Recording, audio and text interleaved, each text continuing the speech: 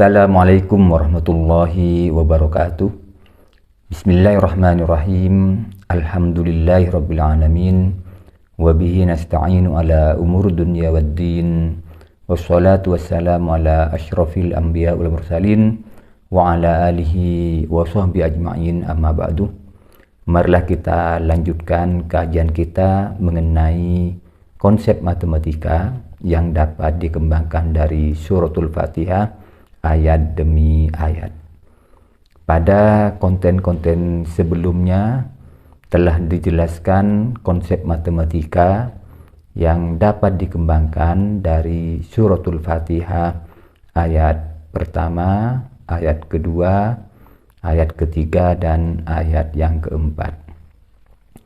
Pada kesempatan ini saya akan mencoba menjelaskan mengenai konsep matematika yang mungkin atau yang dapat dikembangkan dari suratul Fatihah ayat kelima. Suratul Fatihah ayat kelima, A'udzu billahi minasyaitonir rajim. Iyyaka na'budu wa iyyaka nasta'in. Pada ayat ini ada dua pihak yang terlibat. Ada pihak pertama yang di sini menggunakan dhamir nahnu, dan ada pihak kedua yang dalam ayat kelima ini disebut dengan dhamir kaf. Jadi ada nahnu di sini yang merupakan manusia, wabil khusus adalah manusia yang beriman, dan ada dhamir ka di sini yang tidak lain adalah al-khaliq, yaitu Allah. Secara matematis, maka konsep matematika yang dapat kita kembangkan dari ayat kelima ini, yang pertama adalah ada himpunan di sini, himpunan pertama yang merupakan pihak pertama di ayat kelima ini, yaitu himpunan manusia. Dan ada himpunan yang kedua yang dalam ayat di sini, ayat kelima ini disebut dengan engkau, yang tidak lain adalah al-khaliq, yaitu Allah. Nah, dari dua himpunan yang ada di ayat kelima ini, kemudian ada relasi. Jadi ada relasi dari himpunan manusia dengan himpunan al-khaliq, yaitu Allah. Relasi yang dibangun adalah relasi na'bud dan relasi nasta'in, yaitu relasi menghamba dan relasi memohon pertolongan. Dengan demikian, dari ayat kelima suratul Fatihah ini, setelah kita membuat dua himpunan, sebut saja himpunan pertama dan himpunan kedua, maka berikutnya adalah relasi yang menghubungkan antara himpunan pertama dengan himpunan kedua, yaitu relasi na'bud dan relasi nasta'in.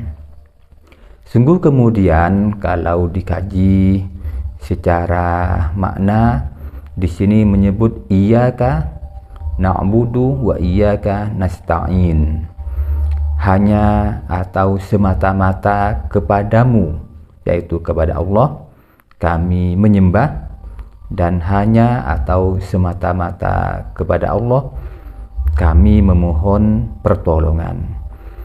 Na'bud, relasi na'bud mendahului relasi nasta'in.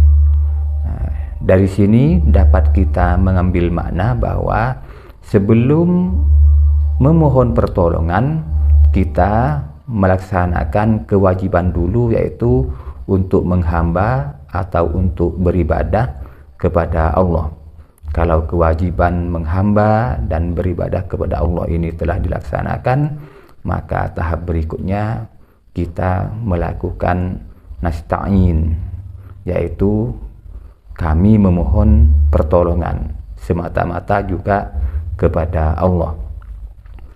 Ada juga yang menarik di sini bahwa dhamir yang digunakan adalah domir nahnu bukan domir ana, bukan a'bud tetapi na'bud, bukan asta'in tetapi nasta'in. Ada yang memaknai bahwa dengan menggunakan domir nahnu di sini ada penekanan bahwa tidak mendahulukan egoisme individual, tetapi lebih menekankan pada rasa kebersamaan. Itu yang pertama. Dan yang kedua, secara bahasa menggunakan domir nahnu dibandingkan dengan domir ana, di sini ada rasa lebih menghormati. Jadi sekali lagi, konsep matematika yang dapat kita kembangkan dari suratul Fatihah ayat kelima, yaitu iyyaka na'budu wa iyyaka nasta'in. Di sini ada dua himpunan yang dapat kita buat, yaitu himpunan manusia, dan yang kedua adalah himpunan al-Khaliq, yaitu Allah Subhanahu wa taala. Kemudian dari himpunan pertama tadi dengan himpunan kedua dibuat relasi, yaitu relasi penghambaan dan relasi memohon pertolongan. Relasi penghambaan dan juga relasi yang menyadari bahwa ketidakberdayaan, sehingga akan senantiasa membutuhkan pertolongan, dan pertolongan ini semata-mata hanya diajukan kepada Allah Subhanahu wa taala. Demikian yang dapat saya sampaikan, semoga bermanfaat. Wassalamualaikum warahmatullahi wabarakatuh.